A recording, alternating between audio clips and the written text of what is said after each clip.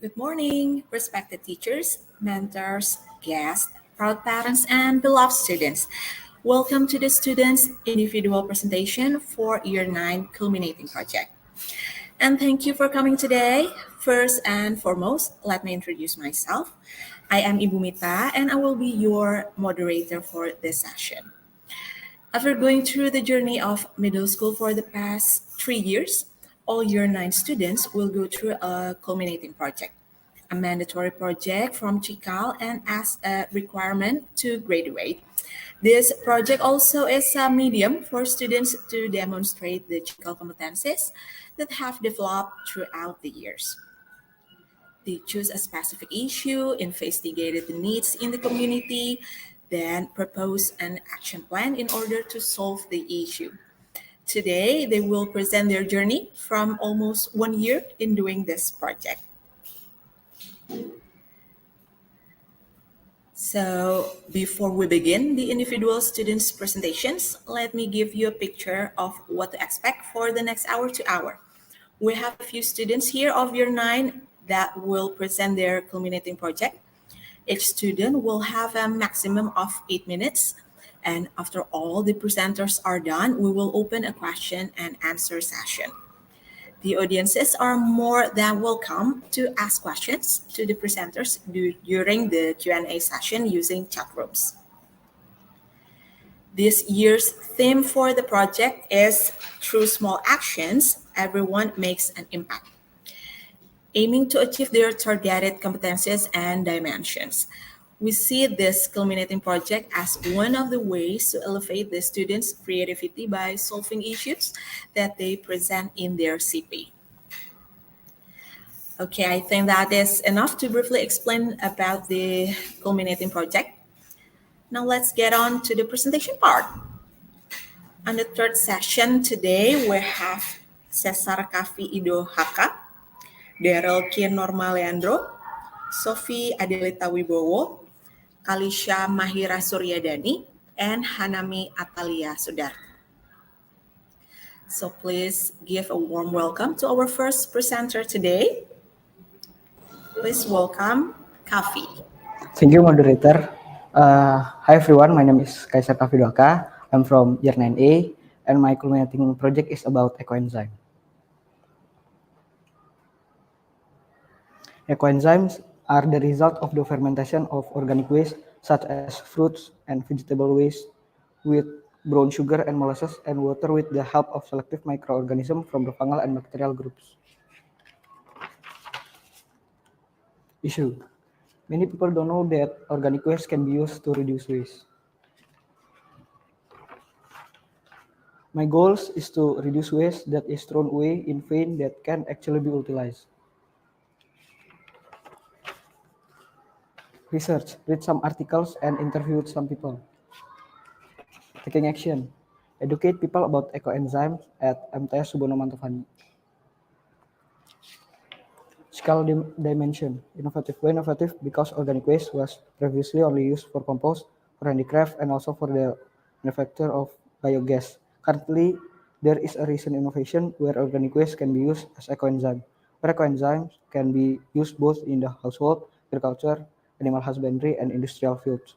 Ecoenzymes are an alternative that has high economic value and benefits. What are my challenges when working on CP? My challenge when working on CP is that I have difficulty finding respondent.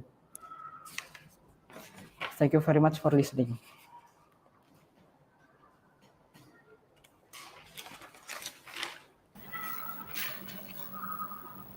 Okay, thank you, Kafi, for sharing your journey. Please give him a virtual round of applause using chat room.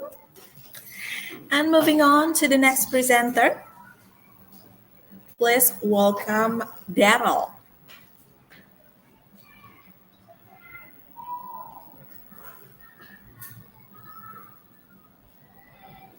Okay, Darrel is still preparing the microphone.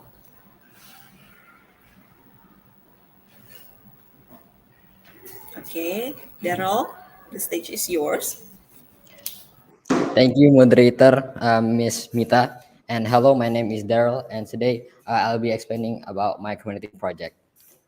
My community project is about spreading awareness of the danger of air pollution and campaigning the use of EV to reduce air pollution. Background: I've seen a lot of concern about air pollution, especially around the city of Jakarta and Tangerang Selatan.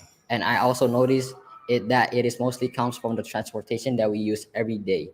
And I wanted it to change so that we can live healthier. And be, uh, why am I choosing this topic? Because there is concern about air pollution impact to our health and environment, and also to support the government program that all vehicle transportation must stop using oil fuel by the year 2040. My goal for this project is to spread awareness about air pollution and campaigning to people how dangerous air pollution is and informing people more about electric vehicle. And then investigation. First, I collect data on the internet about air pollution and informing about electric vehicle.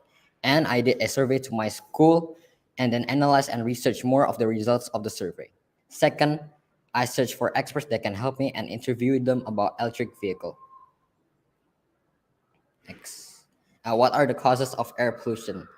So the first is the burning fossil fuels and industrial emission, indoor air pollution, wildfires, transportation. And for transportation, conventional vehicle that are using fossil fuels emit carbon monoxide, hydrocarbons, nitrogen oxide, and particulate matter PM 2.5 and PM 10. And the effects of air pollution to our body, and the short-term effects are eyes irritation, headache, nose and throat problem, cough, asthma, bronchitis, as well as skin irritation, while the long-term effects are respiratory disease, lung cancer, respiratory infection, liver damage, reproductive system disorder, nerve system damage, and cardiovascular damage. And for the survey, for the purpose of this project, I did a survey to 20 respondents. Then I gave them several questions about air pollution and their general knowledge of electric vehicle. Age demographic of respondents are 70% of people that have filled in my surveys are teenagers, range between 11 to 17 years old, while the rest of the 30% are adults, which is 18 plus above. Next. Survey diagram results. And so I asked, first question is, I asked my 20 respondents about what kind of electric vehicle that they want to use. And 50%, 52% of them says they want to use electric vehicle. And then 9% of respondents says electric vehicle motorcycles. And the 38% says they want to use electric bus. And I asked them again about what do they think about electric vehicle. And they said that, and 95% of them say that it is better, and 5% says no. And the last question is that I asked, they agreed that electric vehicle is eco-friendly, and all of my respondents agree. And interviewing experts. My first expert is Arwani Hidayat. His professions are staff expert of the House of Representatives or DPR RI. And my second expert is Mr. Andre Prasetyo. His professions are manager program or campaign speaker. And the interview results are Mr. Arwani Hidayat said that electric vehicle has a lot of positive impacts, such as reduced noise pollution and air pollution. In large scale, when people using electric vehicle more oil than oil fuel vehicle, it can repair air quality. While according to Mr. Andre Prasetyo, I have noticed that electric vehicle can reduce air pollution when many people are using it, but it also have a negative impact, such as the factories that made the electric vehicle and lack of charging places and etc. Why chooses electric vehicle? So the benefit of electric vehicle are safe fuel consumption, zero gas emission, and then easy maintenance and free air and noise pollution. And government incentive, free tax of expensive goods, which is PPNBM, and then reducing tax vehicle from national and local government, free from odd and even number and several roads in Jakarta, and lastly, other tax incentive for spare parts of electric vehicle. And these are the types of electric vehicle, which there is electric motorcycle, electric car, electric taxi, electric bus, and electric train, which is KRL. And how can electric vehicle reduce air pollution? So air quality index, or AQI, in South Tangerang is 106, which is not healthy, while AQI in Jakarta is 138, which is not healthy for certain group. And 75% of air pollution comes from vehicle gas emission. If 50% of people using electric vehicle, it could reduce air pollution by 40%. So in simple terms, we can improve air quality index of South Tangerang becoming AQI 100, and Jakarta becoming AQI 83 or mild. So let's start using electric vehicle for better air. And these are my products and taking action. So first, I made my website. So in my website, I'll be explaining more about air pollution and electric vehicle into more detail. And for my Instagram, in my Instagram, I'll be posting additional information from my website. It also is a platform to support more about my website. And these are the dimension goals and SDG. And for dimension goals, for this project, the dimension goals that is needed are open-minded, action-oriented, and caring. And then for the SDG, there are a good health and well-being, and then affordable and clean energy, sustainable cities and communities, and climate action. And then reflection, my challenges for this committing project is there are a lot of research to do. I used to procrastinate a lot, and it took time to find and contact experts. And how I feel about my committing project is that I feel relieved that I can finish it on time and pretty proud of my committing project.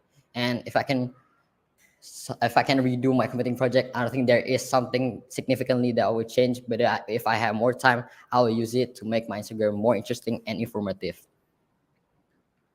And thank you. This for the left one is for my website link, and for the right one is for my Instagram link. Thank you.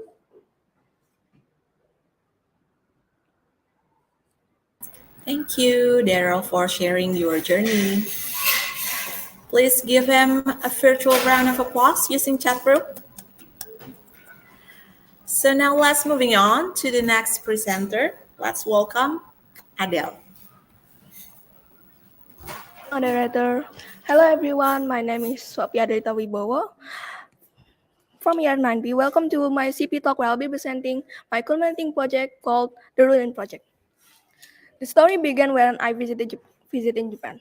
I discovered that in difference to Indonesian, Japanese people are far more respectful of the law in place and much more considerate of their surrounding in public place.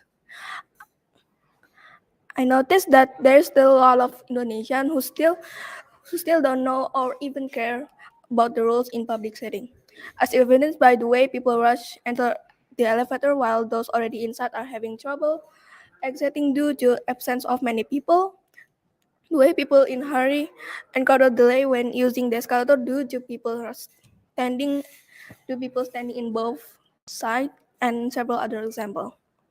I started to talking about family and to my family about this issue, and also start overseeing how other nations can get their citizens to care about public place, and that's how Ruling Project is created.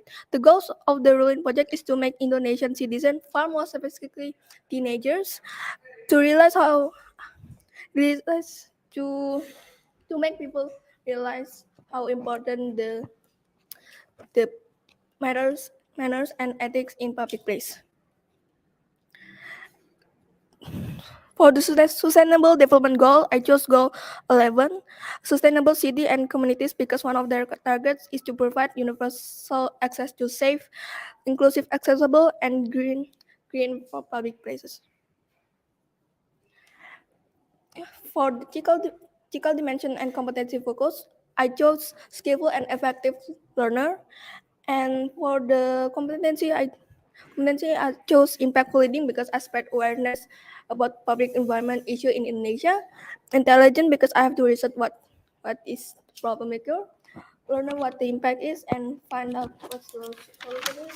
And lastly, I chose caring because I care about citizens who don't feel comfortable in public places in Indonesia, and I want them to feel safe in public places. Before making Rolling Project, I surveyed using the Google form. This survey is focused on the issue of ethics manner in public environment. I first realized in that Indonesia make the wrong habit, namely the problem on escalator. In the Google form, it had few questions like, "Oh, how old are you?"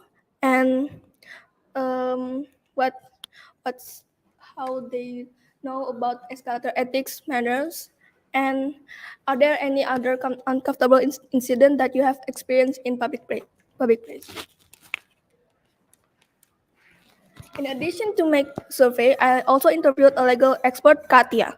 I know her because she's one of my mom's friend and lawyer. Unfortunately, I couldn't interview her to face to face or online because we both busy with our own schedule. So I interviewed her by giving all of my questions to my mom and giving them to her. As you can see, my question to her are what are the problems in public places that exist in Indonesia? Of these rules, which one are more often broken, and what are the consequences of breaking the rule? The process of making the Ruin project started with what product could spread awareness about ethics manners and in the public environment. I originally wanted to make a booklet, but when I realized the process, design, and production costs, I decided to change the idea. But when I finally, after reading my survey, I read that some know the rule escalator from social media.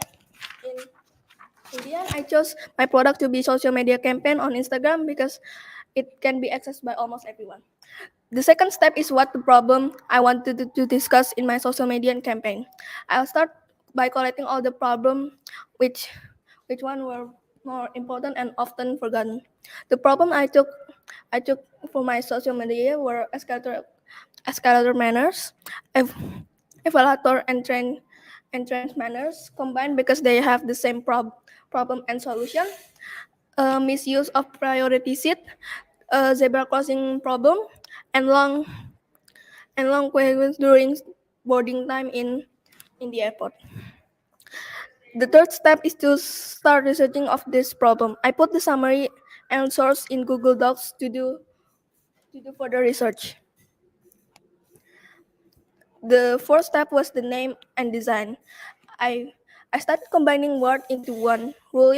Ruling consists of two words, rule and Indonesia, because this project focused on rules in Indonesia. And um, I made it to color green because it's match the theme of the rules, like peace and make it more comfortable. And And the last step was the launch of the campaign. I started uploading Ruin project content on Instagram on December 2 last year with the title Coming Soon. Before releasing the issue that I want to discuss, I released the idea of the Ruin project. The content is about what will be discussed on this account and why I chose this issue. And so the final product of the Ruin project. As you can see, most of these are photos of the problem being discussed, and after that, there are more explanation, solution, and source. You can check out the Ruin project Instagram at Ruin project, and after browsing the content, please fill out the feedback form in the bio, or you can scan it here.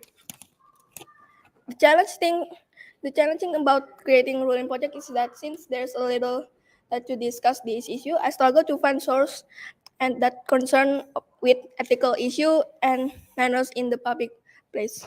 In addition, I often felt pessimistic about this project. Was it difficult to make?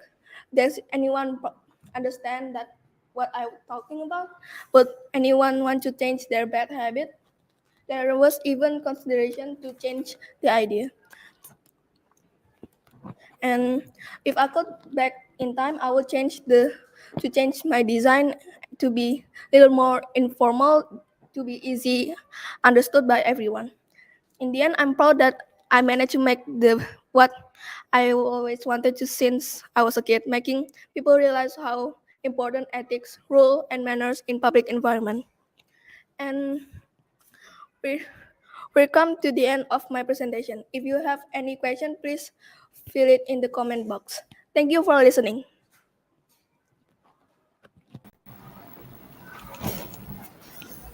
Thank you. Thank you, Adele, for sharing your journey. Very interesting topic. Please give her a virtual round of applause using chat room. I see in the chat box there are several encouraging comments from Ibu Komang. Good luck, everyone. Bapak Aditya Sudarto, have fun, everyone. Okay, so now let's moving on to the next presenter. Please welcome Khalisha. Good morning, ladies and gentlemen. My name is Khalisha, and this is my culminating project. Gender equality is now a regular thing. Back in the olden days, men are perceived as bold, tough, and strong. That is why many men, even now, are still on the top. Meanwhile, women are seen as gentle, kid glove, and fragile, which is why history says in the olden days, in the days of old dynasties, though women were definitely an important part of their society, but were not thought to be equal to men in any way. They were not provided with the rights and freedom. They spent their lives within their houses and remained under their veneers. That all changed after women in the late 1700s, named Mary Wollstonecraft, had published a vindication of the rights of women in 1792. Then in July of 1848, in America, about 300 women and men came together to discuss the place of women in the US or the United States. Women in this generation, in this timeline, are now empowered, independent, courageous, bold, and etc. We see many empowered women in history, like Emmeline Pankhurst, Rosa Parks, Cleopatra, and etc.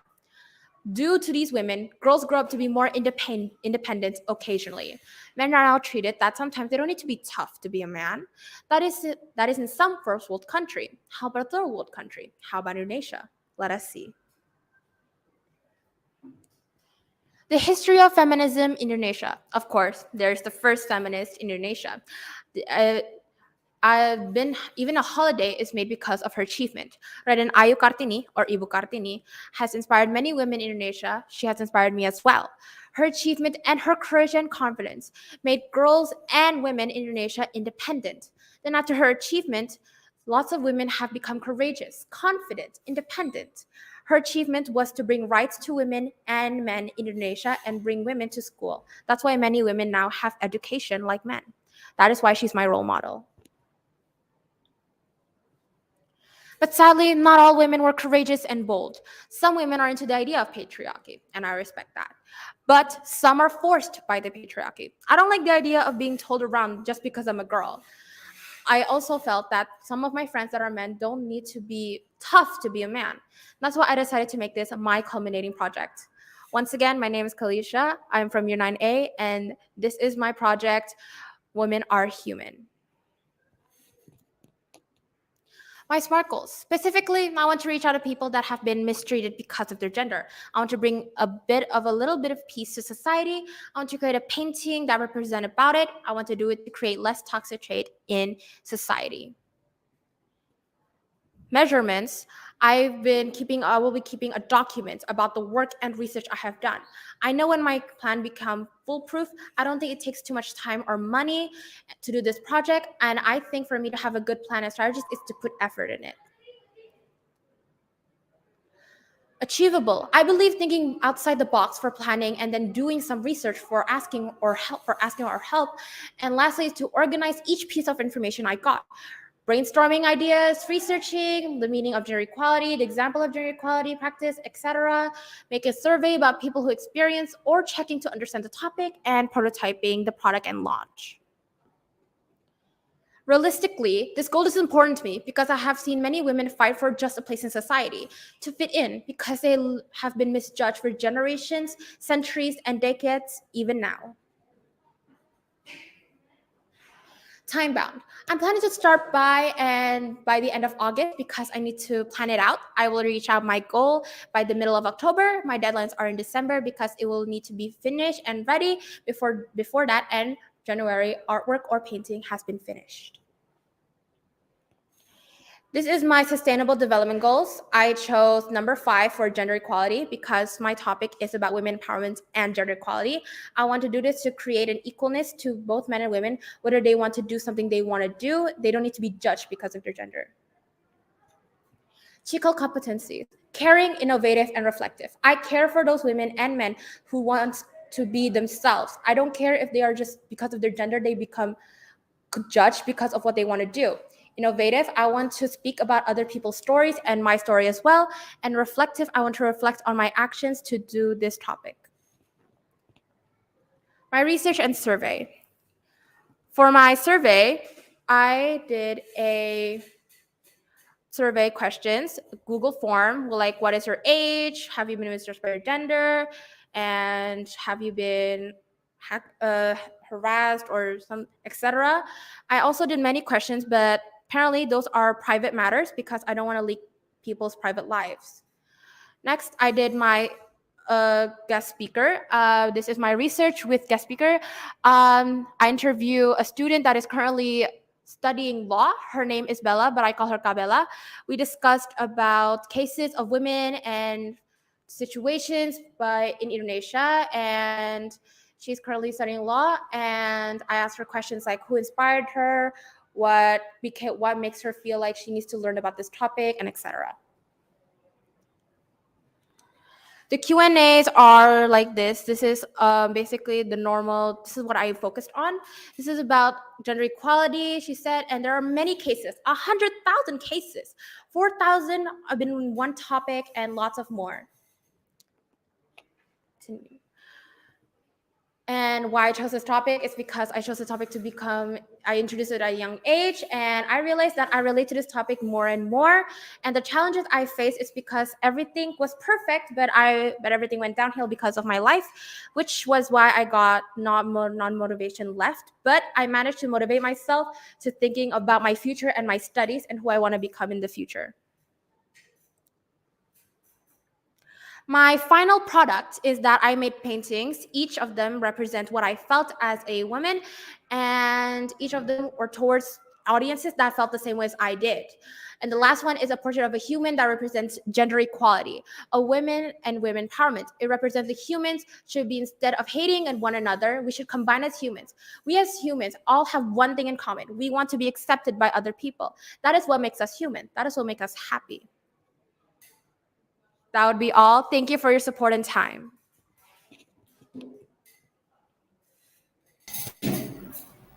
Okay, thank you, Khalisha, for sharing your remarkable journey. Please give her a virtual round of applause using chat room. Okay, so let's moving on to the next presenter. Please welcome Nami. Thank you, Ms. Mita. When I first mentioned to my friends and family that I would do something related to history for my culminating project, these comments was showing how they reacted. It was just what I expected. And they also had the chance to roll their eyes when I told them that my final product would be a book, which wasn't a shock either. But it was just what I needed to prove the issue that I focus on to exist, which is the stigma that history, specifically Indonesian history, is boring amongst teenagers or students. I did some follow-up research to find out that history lessons in Indonesia are considered boring because of how it is taught. Mainly, it's about how the students think that it does not have anything related to them and it's not relevant today. And as the cherry on top, students think that it is unimportant to learn history. And to change that stigma and mindset is what Jukebox 94 is for. Good morning, respected mentors, teachers, fellow friends, and parents. My name is Hanami, and I'll be sharing more about my culminating project called Jukebox 94, or what I also like to call in short, J94, which has the tagline of Melihat Cerita dari Sepasang Mata yang Belum Terbuka. This project is made to have teenagers become more interested and has more knowledge of Indonesian history through a different perspective. I've reflected from the stories of peers of mine who don't have any interest in Indonesian history subject because of how bland the classes are, leading to them thinking that it is unimportant to learn about it and couldn't really care less. I've sat down in a history class for myself, and as a person who likes history, I can totally understand what they're saying. It has always been explained from the same point of view without trying to see what's behind the curtain or what's under the bed. Of course, it depends on the teacher, but that is what commonly happens. And I personally think that trying to find a different perspective of history or anything in general is important to see what is unseen and not to miss out on any important details or maybe the missing truth that may have not been discussed. So you may ask, out of the big timeline of Indonesian history, what did I choose and what specific different perspective that I'm choosing? I decided to dive into Indonesia's press system during the late New Order era, specifically into the event of the banning of free media in 1994, because I think it's really interesting and I haven't really seen people talk about it yet, especially because of the difference. Because today, I think you can see someone offending the government on a TikTok comment and would be completely fine, but maybe back in the day, someone could show up in front of your door the next day. And I think it's important to show the difference. And for the SDG goal that I chose was quality education, which is the fourth goal, because I think it relates most to my project and the objective of my project of sharing a different perspective of history, which I think is a part of quality education. And I think it also promotes lifelong learning opportunities for all. And here are the three Cikal dimensions that I focused on. I focused on open-minded, which is mainly related to how I'm showing a different perspective to see the truth that may have not been shown on the cover. And then communicative is mainly for me on translating history into a historical fiction short novel, which I will get into more later. And then intelligent is, of course, to make my target audience more knowledgeable about in the Indonesian history that I'm presenting and for them to make new concepts out of it. And this is the planning that I had. First off, I had to brainstorm my chosen issue, which I was at the beginning not sure about because it was pretty heavy to brought up. But after I was sure it was a go, I decided to do my research. And then after that, I started writing the draft of my book. And whilst alongside that, I opened my approach for my committing project. And then I started my book printing. And I also did some finalization, which included in taking action and asking for feedback of my book. For the survey and interviewing experts part, which includes in my research, I first conducted this survey that I shared to the middle school students in Cikal Serpong to understand more about their current knowing and interest in Indonesian history. And I can conclude that most of them do like Indonesian history, but they do not know much about it, but they also have got the hang that knowing history from a different perspective is important.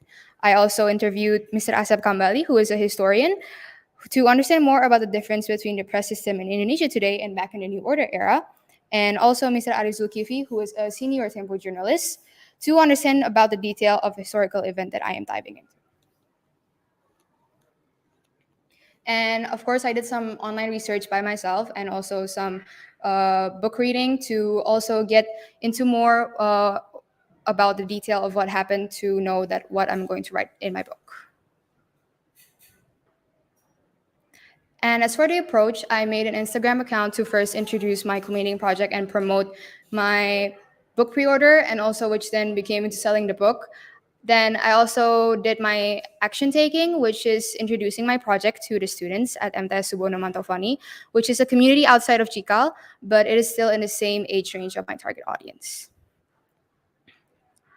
These were just some documentations that I had of during my process of making the book and researching, which just kind of just the notes that I took and also the book draft that I wrote in Google Docs and everything, which took around for 7 to 8 months, which then resulted in a historical fiction short novel called Jukebox 94, which is I technically called a short novel because it is only around 116 pages long, more or less, and it is written in Indonesia, Bahasa Indonesia, and it is set in Indonesia, the year 1994, and it is told in the first person point of view.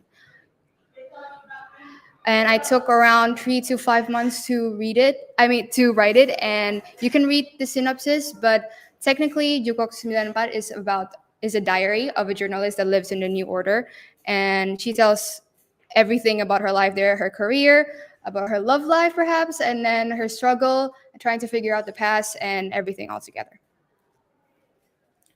I also had some inspirations for my book. These are the main 5 books that inspired me the most on the format and the historical aspects in a fictional story itself. This culminating project was in a walk in the park. I had some challenges that I faced, which included being pressured from the time because I kind of started writing late, which then I had even less time to do things. And I also experienced what's called a writer's block, which when I had no idea on what to write and I was stuck because I had no outline to follow. So most of the ideas had to be spontaneous, but also had to be related to history because it is based on a true story. And also the lack of motivation because of how stressful it was. I think I kind of distracted myself on working on other projects that I needed to do. But despite that, I also have learned a lot from this project, such as writing a book, which is technically my first fictional story. And it was definitely a challenge, and many mistakes were made, but it was a fun journey. I also received many insights on this historical event because it was a new thing that I'm focusing on. And if I get to redo this, I would probably plan out everything for the first story, and then because I did not have an outline to follow, and then for the future, I'm hoping that there's going to be a sequel, but that is still a thought process, but hopefully it will happen in the future. And if you're interested in reading my book, you can grab your copy tomorrow at the exhibition in Tarascota while the stock lasts. You can also scan the QR code for more information or check out at jukebox94 triple underscore on Instagram for more details. Thank you very much for listening, and your feedback would mean a lot.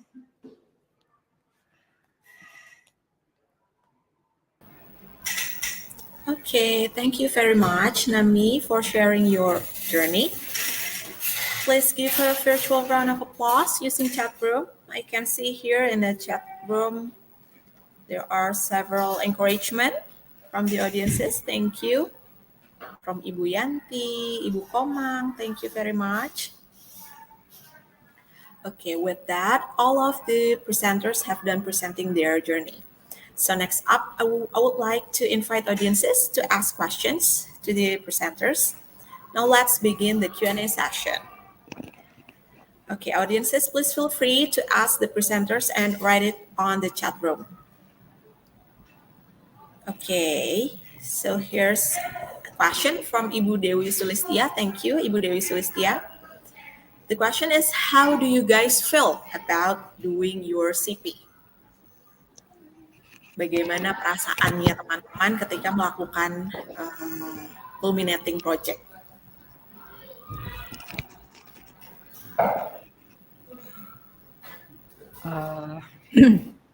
Rasanya sih senang-senang gimana gitulah ya. Ya gitu aja sih. I feel proud about my C project and I feel relieved that I have done it. Rasanya capek sih untuk kerjain, tapi setelah lihat-lihat lagi akun Rulin Project, ya senang karena aku telah membuat campaign itu. I feel really tired but motivated because I get to do this project and make an impact to society. It was definitely a challenge, but also it was a really fun experience for me, and I feel very proud of myself, but at the same time I feel like I could do more, but mostly relief that this project is finally done. Okay, very well. Okay, still relate to the last question. I would like to ask you, all the presenters, what is the lowest point during the whole process? It must be a very remarkable process that you've been through. Almost a year, right? Okay, and how do you guys manage to bounce back when you experience the lowest point during the process of culminating project? I think the lowest points were, for me personally, when I had no idea on what to write because I was very exhausted by the deadline and on the things that I have to catch up on. And so I think bouncing back was just me reminding myself that I have love for writing, and I just kept on motivating myself to do it because then I know it'll be done anyway. For me, I think it was when I was alone and stuff. I was alone for some time, for like 3 months, but I managed to have that time alone to bounce back on my CP and do it properly. For my lowest point, it was when I really tired and really have no idea what I'm doing. But I told myself like Come on, Adel, please do it. It's for your CP. My lowest point is that when I have motivation on doing with project, and how I do it is just I do my work. Yeah.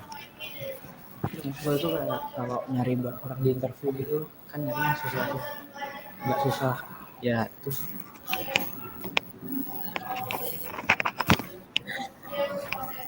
Okay, but finally it's done. Hey guys, okay. So give yourself a hug maybe and pat your friends maybe. You've been done very great work. Yeah. Okay. So our time is almost over. So this is the last question for you guys, for all the presenters. If there's any chance to continue your current work, how would you expand your project? Probably for me, I will find more expert that I would ask, and I would find more information and sell more information to people about my project, which is electric vehicle and how harm our air pollution. Nyari informasi lebih banyak lagi aja sih. Write more problems because I think my culminating project is a bit too little explanation. So yeah. I think for me is to find more experts and research more and probably make more campaigns so that everyone can be heard.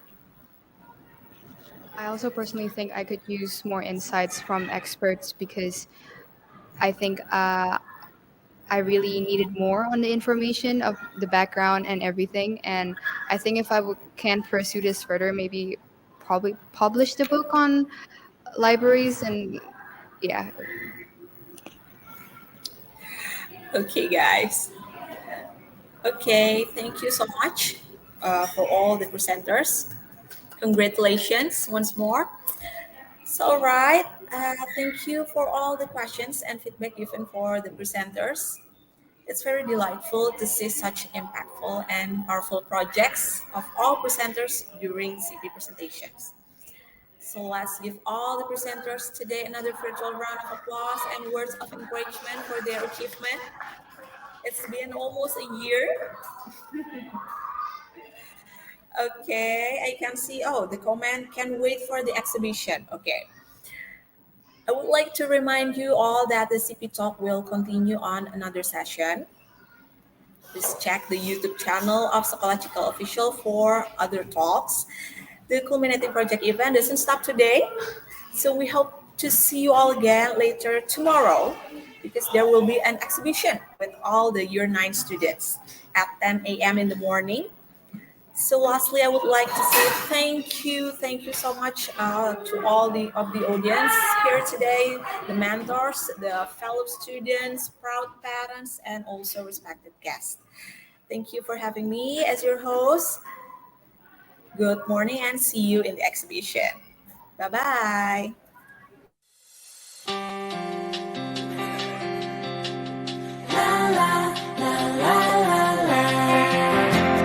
Disinilah tempat ayah ibuku percaya takkan ada batas untuk mimpiku bergerak, belajar, tumbuh jadi pelita, terangi langkah ceria.